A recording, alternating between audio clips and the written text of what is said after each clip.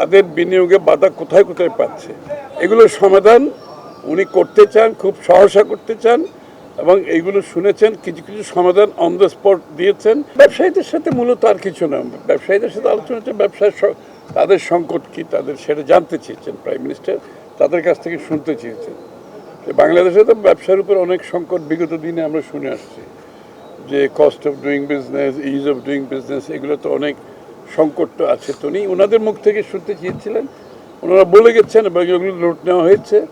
অনেক কিছুর সমাধান হয়েছে, আবার অনেক কিছু পেন্ডিং আছে, আলাপ আলোচনার মাধ্যমে সমাধান হবে। বিনিয়োগ বান্ধবের হওয়ার যে প্রক্রিয়া, সেই হিসাবে আজকে ব্যবসায়ী নেতৃবৃন্দের সাথে বসা হয়েছে।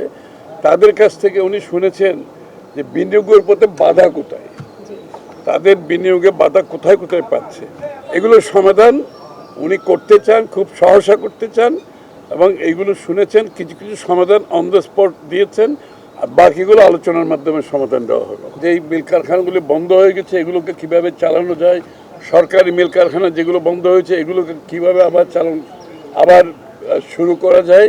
লিলি আল্ট্রাসফট সিরাম জেল, যা গভীর থেকে স্কিনে দেয় 3 গুণ সিরাম হাইড্রেশন। সিরাম জেল হাইড্রেশনে ব্রাইট থাকো সব সিজনে।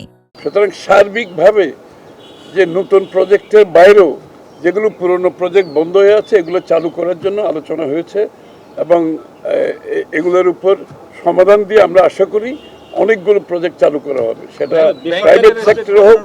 হ্যাঁ, ব্যাংক ইন্টারেস্ট কমানোর কথা বলছেন, সম্ভাবনা আছে? সেটা আলোচনায় হয় না। বেসরকারি খাত কোনো উপদেষ্টা কমিটি করা হয়েছে কিনা বেসরকারি খাত নিয়ে?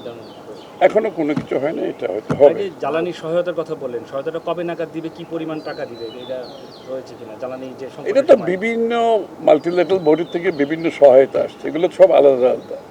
তো সুতরাং আমরা সহযোগিতা পাচ্ছি, মাল্টিল্যাটারাল বডিগুলোর থেকে সহযোগিতা পাচ্ছি এবং আশা করি এগুলোর সাথে সাথে আমরা দেশীয় সম্পদ দিয়ে সব কিছু মিলিয়ে এখনো পর্যন্ত তেমন কোনো সমস্যা হয়নি। আশা করি আগামীতে কোনো সমস্যা হবে না। আপনাদের সরকার বাজেটের কোন কোন বিষয়গুলো বেশি প্রাধান্য দেওয়ার চিন্তা করছেন? ওটা বাজেট আসলে তারপর আকার কেমন হতে পারে?